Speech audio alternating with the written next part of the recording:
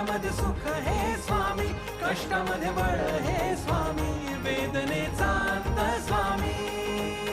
अनंत कोटी ब्रह्मांड नायक महाराजाधिराज योगीराज परब्रह्म श्री सच्चिदानंद भक्त प्रतिपालक अक्कलकोट निवासी श्री स्वामी समर्थ महाराज.